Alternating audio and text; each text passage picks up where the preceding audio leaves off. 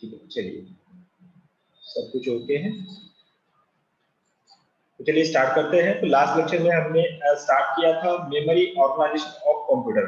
Computer system में जो memory वाला पार्ट होता है, उस पार्ट के बारे में हम पिछले 2 लेक्चर से डिस्कस करते आ रहे हैं। आज भी हम वही पॉइंट कंटिन्यू करेंगे जिसका नाम है मेमोरी ऑर्गेनाइजेशन ऑफ कंप्यूटर। तो लास्ट 2 लेक्चर में हमने मीनिंग देखी थी, मेमोरी की मीनिंग क्या है, किसे कहेंगे मेमोरी, उसका अर्थ क्या है, वो सब हमने डिस्कस किया था। ये एक्चुअली लास्ट लेक्चर में हमने ये पैराग्राफ पूरा 2 बार इसको रिवाइज किया है, इसको समझ लिया है। ओके, तो एक सेंटेंस में क्या कहेंगे, memory memory is a storing space और storing capacity of a computer system. ठीक है, कुछ लोग मैसेज अभी भी कर रहे हैं, लाइक अ ह्यूमन ब्रेन, बराबर है, like a human brain, correct. Memory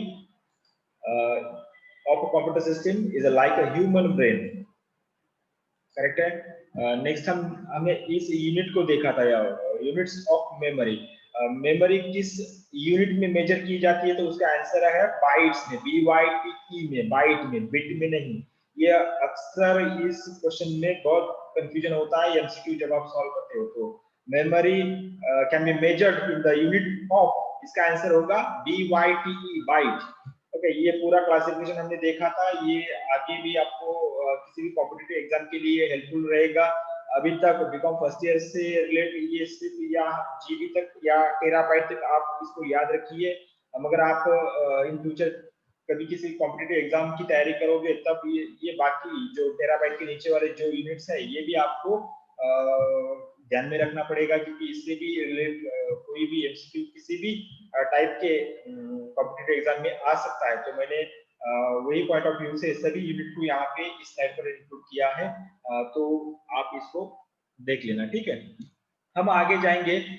जो हमारा ये जो क्लासिफिकेशन हमने किया था लास्ट लेक्चर में, लाइट न होने के कारण मैंने इसको शो नहीं किया था। कल हमने directly face to face class किया था, तो आज कल स्लाइड को मैं शो नहीं कर पाया।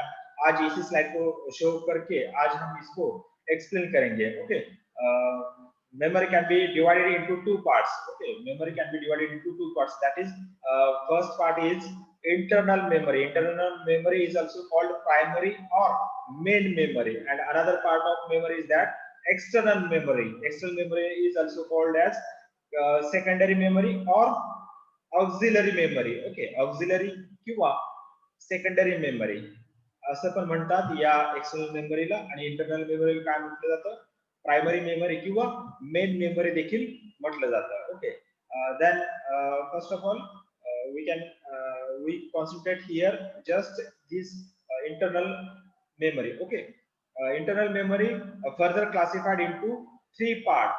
Okay, internal memory further classified into 3 parts. One is RAM, another is ROM, and third one is CMOS. Okay, further RAM is classified into 2 parts. First is DRAM. D means dynamic RAM.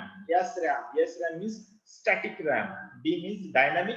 S means static RAM. Okay, रोम को बाद में फिर आगे चल के 3 parts में इसको divide किया जाता है। पहला पार्ट है पी रोम, ओके, प्रोग्रामेबल रोम।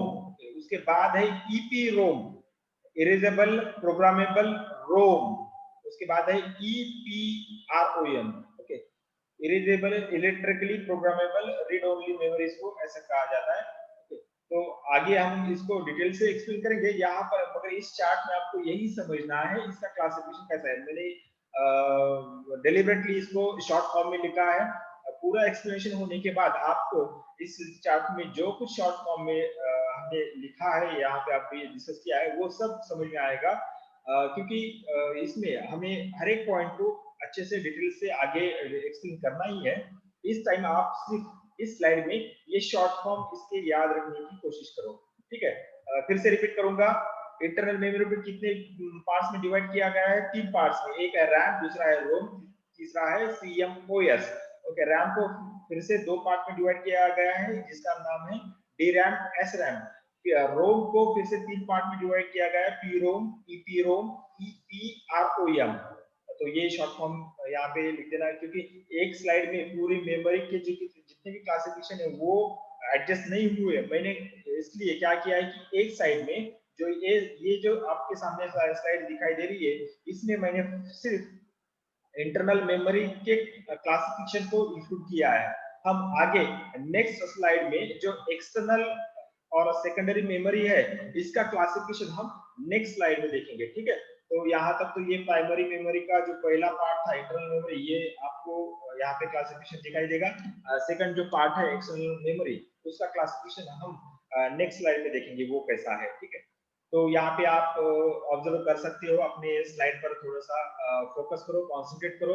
हमने क्या किया था पिछले स्लाइड में, इस इंटरनल और प्राइमरी मेमोरी का क्लासिफिकेशन देखा था, मगर इस स्लाइड में हम देखेंगे मेमोरी में जो एक्सटर्नल और सेकेंडरी मेमोरी है इसका क्लासिफिकेशन हम यहाँ पे देख लेंगे। तो कैसे क्लासिफिकेशन किया है, फोकस करना अपने स्क्रीन के ऊपर। एक्सटर्नल को फिर से मैंने क्या किया है, यहाँ पे हमने 5 अलग अलग सब टाइप में डिवाइड किया है। पहला है मैग्नेटिक टेप और मैग्नेटिक रील, मैग्नेटिक टेप और मैग्नेटिक रील। नेक्स्ट है मैग्नेटिक डिस्क। मैग्नेटिक डिस्क को फिर से दो टाइप में डिवाइड किया गया है, एक है फ्लॉपी डिस्क और दूसरा है हार्ड डिस्क। हार्ड डिस्क कौन सी किस प्रकार की होती है उसका एग्जांपल्स इसके नीचे आपको दिखाई देगा। हार्ड डिस्क कैसे होती है, जिप डिस्क होती है, डिस्क पैक होता है, विंचेस्टर डिस्क होती है। अभी विंचेस्टर डिस्क आपको किसी भी कंप्यूटर सिस्टम में दिखाई दे सकता है। हार्ड डिस्क हर एक कंप्यूटर में होती है।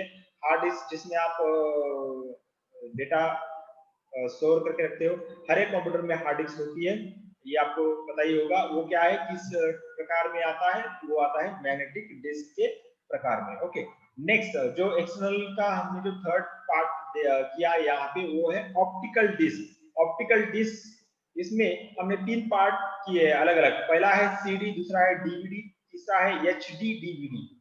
पहला सीडी डीवीडी और एचडी डीवीडी। सीडी में अलग अलग हमने इसके एग्जांपल्स यहाँ पे लिखी है। सीडी रोम होता है, सीडी आर भी होता है, सीडी आर डब्ल्यू भी होता है। ये सीडी आर का मीन होता है CD write, okay, read, write read, ROM. ये अलग अलग प्रकार की सीडी यहाँ पे हम आगे फोकस नहीं करेंगे इसके पर्टिकुलर सीडी वाले पॉइंट में। उसके बाद हम यहाँ पे जो ऑप्टिकल डिस्क का जो सेकंड पार्ट किया है वो है डीवीडी। डीवीडी आपने कभी देखा होगा, शायद देखा ही होगा, क्योंकि ज्यादा कुछ पुराना नहीं है। सीडी तो बहुत पुराना था, मगर डीवीडी आपने देखा होगा। डीवीडी की कैसेट आती है जो, वो आपने देखी होगी। उसकी क्या फीचर्स है, क्या मीनिंग है, उसकी कैपेबिलिटी क्या क्या होती है, स्टोरेज रिलेटेड, ये सब हम डिस्कस करेंगे आगे। उसके बाद एचडी डीवीडी जो अभी लेटेस्ट है, एचडी डीवीडी सीडी को सीडी में थोड़ा सा इनोवेशन करने के बाद डीवीडी आ गई है।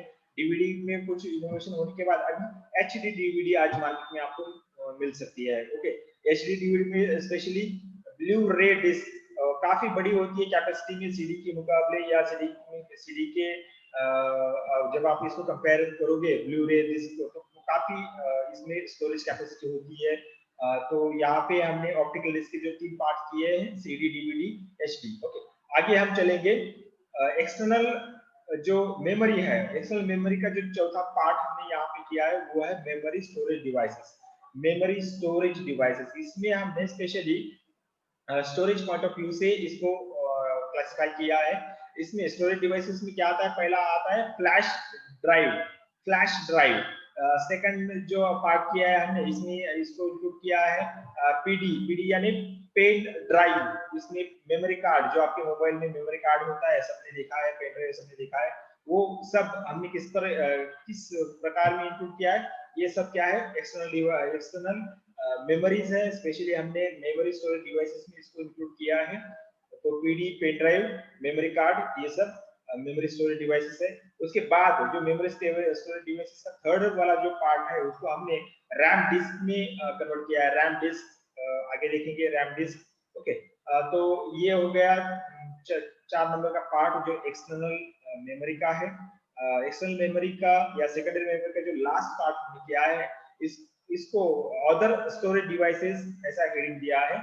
अदर स्टोरेज डिवाइसेस में बाकी सब, इसमें से जो कुछ इंक्लूड नहीं होता वो सब इस अदर स्टोरेज में हमने इंक्लूड किया है। इसमें क्या क्या होता है, सबसे पहले तो स्मार्ट कार्ड होता है, बाद में मैग्नेटिक स्ट्रिप कार्ड होता है। तो कोई मुझे बता सकता है आपके पास कोई किस प्रकार का मैग्नेटिक स्ट्रिप वाला कार्ड है या किस प्रकार का स्मार्ट कार्ड है? चैट बॉक्स में मुझे फास्टली एक मैसेज कर देना, रिप्लाई कर देना। आपके पास अगर किसी प्रकार का स्मार्ट कार्ड है या कोई मैग्नेटिक स्ट्रिप वाला कार्ड है तो वो कौन सा है, उसका नाम क्या है, वो मुझे चैट बॉक्स में आप मैसेज सेंड करो। ठीक है, आपके पास कौन सा स्मार्ट कार्ड है या मैग्नेटिक, ऐसा कौन सा कार्ड है जिसके पीछे मैग्नेटिक स्ट्रिप हो, क्या है, ऐसा कौन सा कार्ड है, उसका नाम मुझे चैट बॉक्स में भेज दो।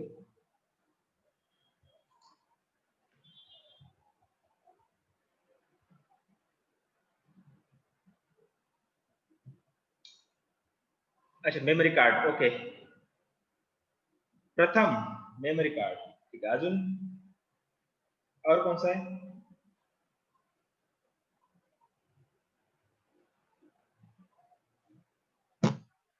करेक्ट है, और प्रथम ने आंसर दिया है, ठीक है। और ऐसा कौन सा कार्ड है आपके पास जिसके पीछे या जिसके ऊपर एक स्मार्ट चिप है या एक स्मार्ट मैग्नेटिक स्ट्रिप है?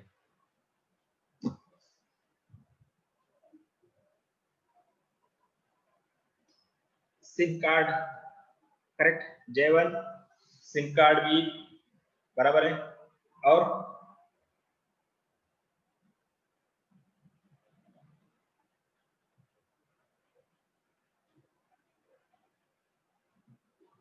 इजहार, हार्ड डिस्क नहीं, मैं मेरा क्वेश्चन ऐसा है इजहार कि ऐसा कौन सा कार्ड होना चाहिए, ये आपने डिस्क कहा है, ये तो है ही, ये सेकेंडरी स्टोरेज डिवाइस में आता ही है हार्ड डिस्क, मगर मुझे वो आंसर चाहिए जिसके एक कार्ड के स्वरूप में होता है और उसके ऊपर एक स्ट्रिप होती है, मैग्नेटिक की हो या चाहे एक चिप हो, ऐसा कौन सा कार्ड है आपके पास?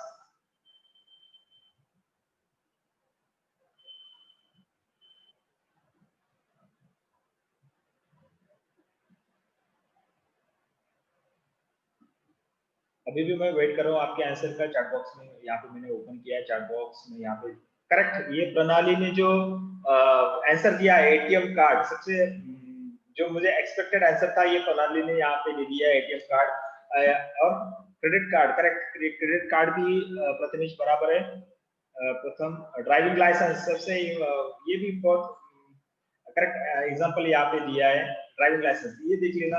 ये जो एटीएम कार्ड, क्रेडिट कार्ड और ड्राइविंग लाइसेंस जो होता है, डेबिट कार्ड जो होता है, इसमें क्या होता है, एक चिप होती है, उसके ऊपर भी होती है या किसी एटीएम कार्ड के बैक साइड में एक मैग्नेटिक स्ट्रिप होती है। अगर आप पॉकेट में अगर है, देख लीजिए, ये अगर आपको दिखाई दे रहा है तो ये यहाँ पे जो स्ट्रिप आप देखते हो, ये मैग्नेटिक स्ट्रिप है। ओके, ये स्ट्रिप, इसमें डेटा रिकॉर्ड होता है, ये स्टोरेज डिवाइसेस का काम करता है, स्टोरेज, यहाँ पे मेरी पूरी इंफॉर्मेशन, अगर ये कार्ड मेरा है तो मेरी पूरी इंफॉर्मेशन इस स्ट्रिप में होती है, या अदरवाइज अगर ये स्ट्रिप नहीं है बैक से तो यहाँ पे एक चिप होती है, ये चिप भी स्टोरेज, डेटा स्टोरेज का काम करता है। तो ये सब जो डिवाइसेस होते हैं एज आप अदर स्टोरेज डिवाइसेस, हम इसको यूज करते हैं। अभी ये एटीएम बैंक रिलेटेड है तो बैंक क्या करती है, ये एज स्टोरेज डिवाइस यूज करती है, कस्टमर का पूरा डेटा, पूरे अकाउंट का इंफॉर्मेशन डेटा यहाँ पे स्टोर किया जाता है। तो आपने बहुत सबसे बहुत बढ़िया आंसर दिया है, सबको पता है कि ये स्टोरेज डिवाइस है।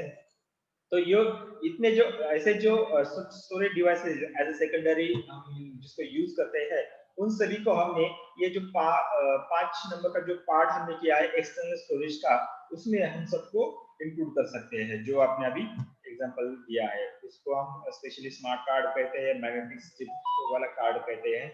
ठीक है, तो ये क्लासिफिकेशन आपको यहाँ पे याद रखना है, क्योंकि अब ये पूरा तो हम यहाँ पे नहीं देखेंगे, यहाँ पे जो आपको रेड कलर में दिखाई दे रहा है, रेड कलर में जितना भी आपको इससे पहले वाले चार्ट में जो आपने देखा है, अगर ऑब्जर्वेशन किया है तो ये जो रेड कलर में आपको ये इंटरनल या प्राइमरी जो दिखाई दे रहा है, वही पार्ट हमारे सिलेबस में है। ओके, तो इंटरनल में हम क्या देखेंगे, रैम को देखेंगे, रोम को देखेंगे, ओके, सीएमएस, ये भी पार्ट नहीं है सिलेबस का आपका। तो ये D RAM, S RAM, P RAM, EP ROM, EP, EP ROM, ये सब हम हमारे सिलेबस में, तो हम इस पर फोकस करेंगे। इस अभी ये जो सेकेंडरी वाला पार्ट जो है, इसमें मैंने जो रेड कलर में यहाँ पे हाईलाइट किया है, वही हमारा सिलेबस का पार्ट है। तो हम ज्यादा फोकस इस पॉइंट्स पर करेंगे, बाकी को हम जस्ट मैं करूंगा ही, थोड़ा सा इंफॉर्मेशन इसके बारे में देते रहूंगा जैसे जैसे आपको हमें टाइम मिलता रहेगा। मगर एक्चुअली फोकस हमने कहाँ पे करना है, हार्ड डिस्क पे करना है, ऑप्टिकल डिस्क पे करना है, ब्लू रे डिस्क पे करना है, पेन ड्राइव पे करना है, मेमोरी कार्ड पे करना है। ठीक है, तो ये क्लासिफिकेशन पक्का ध्यान में रखना, क्योंकि ये क्लासिफिकेशन आपको कोई भी थ्योरेटिकल क्वेश्चन का आंसर लिखते समय आपको बहुत ही हेल्पफुल रहेगा। आप जब चार्ट वाइज आप, मैं जितने भी चार्ट में आपको शो कर रहा हूँ यहाँ पे, सभी चार्ट को थोड़ा सा कॉन्सेंट्रेटली फोकस करके ध्यान या समझने की कोशिश करना, क्योंकि यही जो चार्ट होते हैं यही आपको थ्योरेटिकल एग्जाम में आंसर लिखने में बहुत मदद करते हैं। ठीक है, तो आगे चलेंगे। कल हमने ये इंटरनल मेमोरी, अब मेमोरी का जो पहला पार्ट है इंटरनल का, हमने कल एक्सप्लेन किया था, थोड़ा सा डिस्कस किया था, तो मैं फिर से यहाँ पे रिपीट करना चाहूंगा जो नए हैं उनके लिए। क्या है इंटरनल मेमोरी?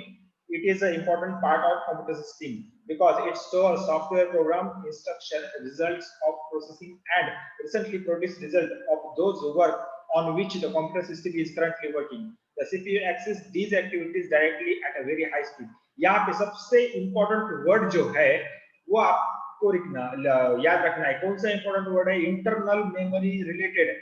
ये क्या स्टोर करता है? ये स्टोर करता है करंटली जो एक्टिविटी होती है कंप्यूटर सिस्टम में, जो एक्टिविटी हो रही है प्रेजेंटली करंटली, उसी को स्टोर करने के लिए इंटरनल मेमोरी का यूज किया जाता है। और दूसरा जो है, दूसरा इंपॉर्टेंट वर्ड यहाँ पे आपको इंटरनल मेमोरी रिलेटेड याद रखना है, वो है it the CPU access these activities directly at a very high speed। ये जो मेमोरी का जो फंक्शनिंग होता है, वो सीपीयू मेमोरी, सीपीयू और मेमोरी की जो फंक्शनिंग होती है वो बहुत ही हाई स्पीड से होती है।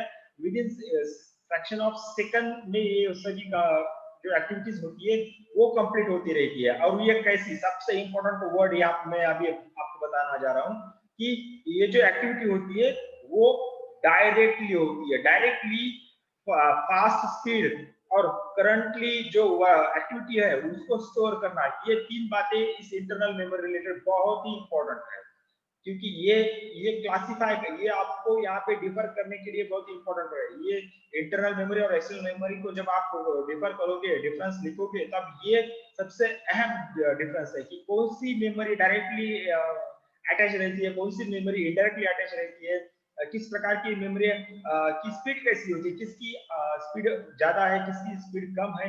ये पॉइंट आपको डिफरेंस के लिए बहुत ही इंपॉर्टेंट रहेंगे। तो इंटरनल मेमोरी रिलेटेड क्या याद रखना है? सिर्फ तीन बातें याद रखना है। एक तो ये कि किस प्रकार की डेटा को स्टोर करता है, जो करंटली वर्किंग हो रही है सिस्टम के ऊपर, वही data software program related, instruction related, जो कुछ रिजल्ट अभी प्रेजेंट हो रहे हैं, प्रेजेंटली जो एक्टिविटी हो रही है, उसी के बारे में जो डेटा होता है उसी को स्टोर करने के लिए इंटरनल मेमोरी यह बहुत बड़ा काम करती है, बहुत रोल इंपॉर्टेंट प्ले करती है। तो ये याद रखना है। उसके बाद सीपीयू और मेमोरी का रिलेशन कैसा होता है? वो डायरेक्ट होता है। ओके, और कैसे, किस प्रकार की स्पीड होती है?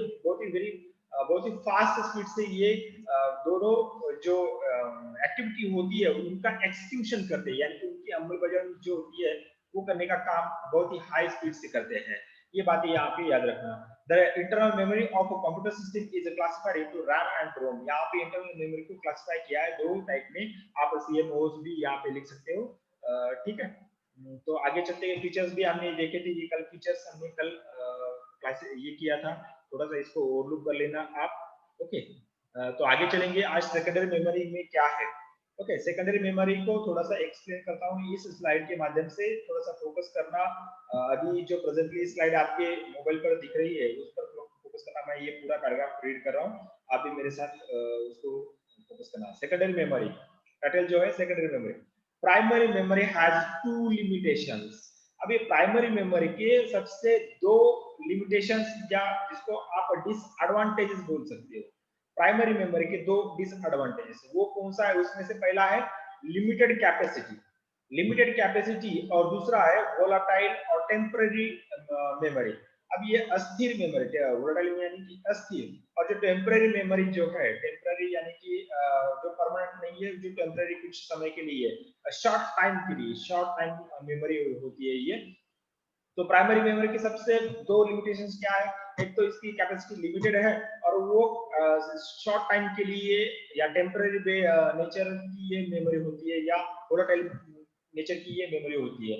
अब इन दो लिमिटेशंस को ओवरकम करने के लिए, इन दो लिमिटेशंस को दूर करने के लिए जिस मेमोरी का यूज किया जाता है कंप्यूटर सिस्टम में, उसी मेमोरी को कहा जाता है सेकेंडरी मेमोरी। तो आगे हम सेंटेंस पढ़ लेंगे, टू ओवरकम दीज लिमिटेशंस, यानी कि इन दोनों को ओवरकम करने के लिए almost all computers are used additional memory called external or auxiliary memory.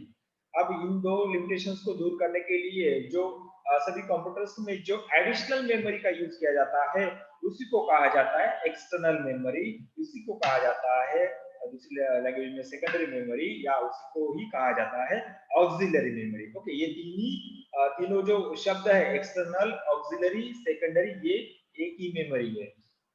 ठीक है, इट इज नॉन वोलेटाइल, यहाँ पे स्पेल मिस्टेक हो गया, बाद में करेक्शन मैं करता हूँ जब आपको ये सेंड करना है। It is a non volatile memory which means permanent in nature. ये क्या है, ये नॉन वोलेटाइल है। नॉन वोलेटाइल यानी स्थिर मेमोरी है, स्थिर, जिसको आप बोलते हैं स्टेबल मेमोरी है। एक ऐसी किस प्रकार की, एक परमानेंट नेचर की मेमोरी है। It operates generally at a speed for slower then the primary memory. अब इसकी जो स्पीड जो होती है सेकेंडरी मेमोरी की, कंपैरेटिवली किससे कम है, कंपैरेटिवली प्राइमरी मेमोरी से कम स्पीड है सेकेंडरी मेमोरी की। ठीक है, nowadays several types of secondary storage devices like hard disk, optical disk, pen drives, ram disk etc are used in the computer system। अब computer system में आज के time बहुत ऐसे अलग अलग प्रकार की सेकेंडरी मेमोरी जो है, उनकी जो डिवाइसेस है उनका यूज किया जाता है। अभी आपको रैम भी मिलता है, एक्सटर्नल रैम भी मिलता है, रोम भी मिलता है, पेन ड्राइव भी मिलती है, जो आप आपके कंप्यूटर सिस्टम की कैपेसिटी बढ़ाने के लिए, स्टोरेज कैपेसिटी बढ़ाने के लिए उसको एक्सटर्नली आप यूज कर सकते हो। तो बहुत सारे जो कंपनियां हैं, ये जो सेकेंडरी डिवाइसेस बना रही है, तो कंपनी के बेस पर या कंपनी जिस प्रकार की है उस प्रकार से उन्होंने मार्केटिंग स्पेसिफिकेशन करने के लिए अलग अलग टाइप्स के सेकेंडरी स्टोरेज डिवाइसेस आज मार्केट में लॉन्च किए हैं। आपने देखा होगा कि कितने प्रकार के पेन ड्राइव आप देखते हो मार्केट में। हर एक कंपनी का पेन ड्राइव अलग अलग फीचर का है, अलग अलग साइज में आता है, अलग अलग कैपेसिटी का पेन ड्राइव आपको दिखाई देगा मार्केट में। तो ये डिपेंड करता है कंपनी के नेचर के ऊपर। ठीक है, तो आपको यहाँ पे समझ में आया होगा कि सेकेंडरी मेमोरी क्या है। सेकेंडरी मेमोरी प्राइमरी मेमोरी के अलावा जो मेमोरी यूज की जाती है कंप्यूटर सिस्टम में, उसको ही कहा जाता है एज सेकेंडरी मेमोरी। ठीक है, यहाँ पे सेकेंडरी मेमोरी का एक्सप्लेनेशन होने के बाद हम आगे चलेंगे। उसका टाइटल जो है difference between primary and secondary memory. अब प्राइमरी मेमोरी और सेकेंडरी मेमोरी में बेसिक डिफरेंस क्या है उसको समझ लेंगे, जिससे कि आपको इसका क्लैरिफिकेशन होगा कि ये स्पेशली क्या है प्राइमरी मेमोरी और सेकेंडरी मेमोरी। अब पहले हम प्राइमरी मेमोरी, ये जो रेड में है आपको ऑरेंज में दिखाई दे रहा है वो प्राइमरी मेमोरी, और येलो कलर में जो दिखाई दे रहा है वो है सेकेंडरी मेमोरी। पहला पॉइंट हम यहाँ पे कवर करेंगे। It is the main memory where the data where the data and information are stored temporarily। जो प्राइमरी मेमोरी में प्राइमरी मेमोरी क्या है, एक it is a main memory. इसमें डेटा और इंफॉर्मेशन कैसे स्टोर किया जाता है, टेम्पररी बेस पर इस पर डेटा स्टोर किया जाता है। इसके अगेंस्ट हम देखेंगे it refers to the external memory. जो सेकेंडरी मेमोरी होती है वो एक्सटर्नल मेमोरी होती है where data is stored in permanent nature. Okay, permanently और टेम्पररी, इन दोनों के डिफरेंस का ये जो पॉइंट है। ओके, सेकंड पॉइंट हम देखेंगे, data is directly accessed by the processing unit. सबसे इंपॉर्टेंट पॉइंट यहाँ पे जो मैंने अभी कहा था डिस्कस करते समय, आपको किस पर ध्यान देना है। एक तो जो प्रोसेस है वो डायरेक्ट कनेक्टिविटी जो है उसके ऊपर और स्पीड के ऊपर आपको फोकस करना है जब आप इसको डिफर करोगे। तो यहाँ पे वही पॉइंट आया, देख लेना कि data is directly accessed by the CPU, otherwise central processing unit, otherwise processing unit. Okay, data को डायरेक्टली एक्सेस करता है सीपीयू। जो मेमोरी और सीपीयू में जो इंटरेक्शन होता है डेटा रिलेटेड, वो कैसा होता है, वो डायरेक्टली होता है। And the other hand data can't B accessed directly by the CPU. अब ये जो सेकेंडरी मेमोरी का जो डेटा होता है, सेकेंडरी मेमोरी में जो डेटा होता है उसको सीपीयू डायरेक्टली एक्सेस नहीं करता, वो इनडायरेक्टली एक्सेस होता है। इनडायरेक्टली एक्सेस उसमें किया जाता है। यहाँ पे थोड़ा सा स्लाइड को रिकवर होते, ठीक है, हो गया रिकवर। डेटा को कैसे एक्सेस करता है सेकेंडरी मेमोरी में, वो इनडायरेक्टली एक्सेस करता है सीपीयू, ठीक है। नेक्स्ट है, it is a volatile memory, meaning यहाँ पे थोड़ा सा मुझे बहुत, मैंने क्या किया कि लैपटॉप को मेरे से बहुत काफी दूर रखा है, तो ये देखने में मुझे तकलीफ होती है, इतना ज्यादा दूर का मुझे दिखाई नहीं देता, तो एक आधा जो वर्ड है वो प्रॉपर्ली मुझे दिखाई नहीं देता, आप ये कर लेना, ठीक है। It is a volatile memory, meaning data can't be retain in case of power failure. अब जब पावर फेल्यूर होता है तो जो प्राइमरी मेमोरी में जो डेटा होता है वो जैसे लाइट चली जाती है उसी प्रकार वो लाइट के साथ भी डेटा चला जाता है, यानी कि जो लाइट ऑफ अगर होती है, कंप्यूटर सिस्टम अगर बंद होता है, तो वो जो डेटा जो होता है जो प्राइमरी मेमोरी ने स्टोर करके रखा है वो भी चला जाता है, जैसे लाइट चली जाएगी वैसे डेटा भी चला जाता है। मगर इसके अगेंस्ट जब हम सेकेंडरी मेमोरी पर फोकस करेंगे, तो सेकेंडरी मेमोरी में जो कुछ डेटा है उसका और लाइट का कुछ कनेक्शन नहीं होता। अगर लाइट भी चली जाती है तो सेकेंडरी डेटा, सेकेंडरी मेमोरी में जो कुछ डेटा है वो ऑटोमेटिकली स्टोर रहता है, इसलिए इसको ऐसा कहा जाता है कि it's a non volatile memory, so data can't be retain even after power failure. जो पावर फेल्यूर अगर होता है, लाइट चली जाती है, तो उसमें का डेटा लॉस नहीं होता। Next, memory is stored in semiconductor chip, which are relatively expensive. अब ये जो RAM, सॉरी, प्राइमरी मेमोरी जो होती है वो एक चिप में होती है। एक चिप, आगे मैं इमेज है उसकी आपको क्लियरिफाई होगा वो कैसी है, रैम की मैं चिप बताऊंगा आपको। तो ये जो प्राइमरी मेमोरी जो होती है एक सेमीकंडक्टर चिप या आईसी चिप के बेस पर होती है, आईसी चिप के स्वरूप की होती है, उसको आप जो प्राइमरी मेमोरी कहते हो। नेक्स्ट इसके अगेंस्ट जो होते हैं, memory is stored in external storage devices such as a hard disk, flash driver. अब ये जो मेमोरी होती है, अब ये जो मेमोरी किसी डिवाइस में स्वरूप में होती है, डिवाइस के स्वरूप में होती है, मगर जो प्राइमरी मेमोरी होती है वो एक चिप के स्वरूप में होती है। सबसे इंपॉर्टेंट यहाँ पे समझने के लिए आपको ये समझना होगा कि प्राइमरी मेमोरी किस स्वरूप में होती है, तो वो चिप के स्वरूप में होती है या आईसी के रूप में होती है। मगर सेकेंडरी स्टोरेज, सेकेंडरी मेमोरी किस स्वरूप में होती है, तो वो डिवाइस के स्वरूप में होती है, जैसे पेन ड्राइव आपको दिखाई देता है या हार्ड डिस्क आपको दिखाई देता है, तो उसका स्वरूप आपको यहाँ पे समझ में आना चाहिए। मगर प्राइमरी मेमोरी का स्वरूप वैसा नहीं रहता, जैसे आपके पास पेन ड्राइव है, मेमोरी कार्ड है, उसी तरह से प्राइमरी मेमोरी का स्वरूप नहीं होता है, ठीक है। वो किस स्वरूप में होती है, एक आईसी के रूप में भी हो सकता है या सेमीकंडक्टर चिप के रूप में भी होता है। नेक्स्ट है, it can be characterized into cache memory and random access memory.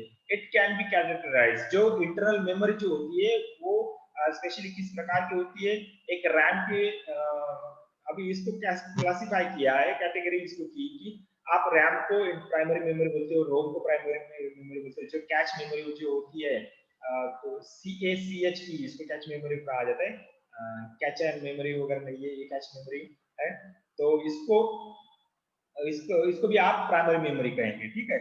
These are permanent storage devices such as CD, DVD, HDD, ये जो है फ्लॉपी डिस्क वगैरह, ये सभी प्रकार की सेकेंडरी स्टोरेज डिवाइसेस है ये।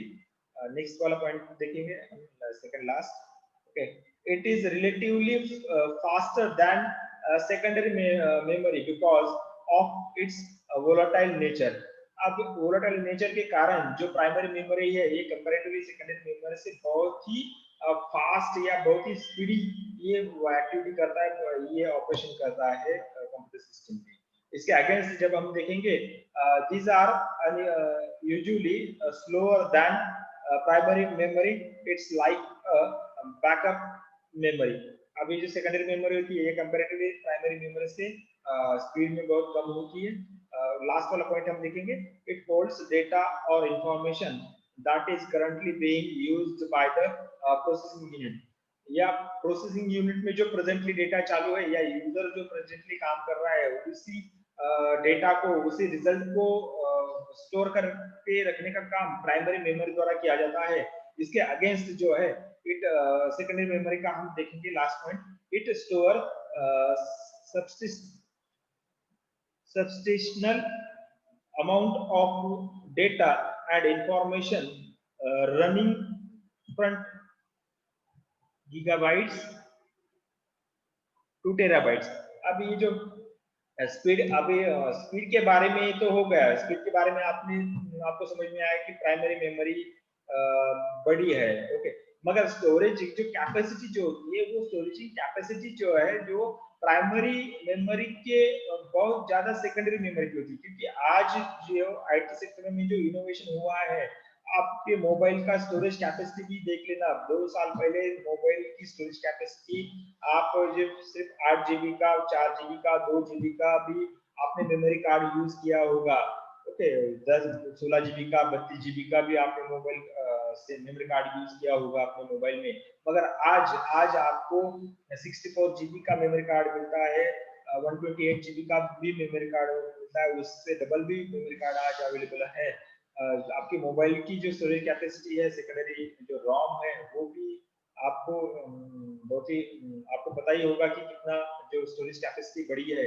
ये मुमकिन हुआ है सिर्फ आईटी और मोबाइल इंडस्ट्री में जो इनोवेशन होते आ रहा है और आगे भी होता चला जाएगा, उसके कारण ये जो सेकेंडरी मेमोरी की जो स्टोरेज कैपेसिटी जो है, वो अमाउंट ऑफ जो स्टोरेज नंबर्स जो है वो बढ़ते जा रहे हैं, क्योंकि इसमें बहुत ही इनोवेशन होते आ रहा है।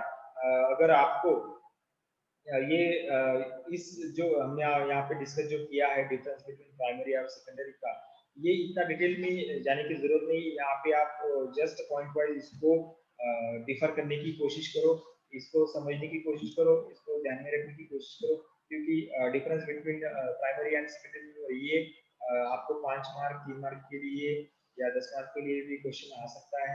तो तभी आपको क्या करना पड़ेगा, प्राइमरी मेमोरी सेकेंडरी मेमोरी की मीनिंग को लिखने के बाद ये सब पॉइंट्स आपको रेफर करने होंगे।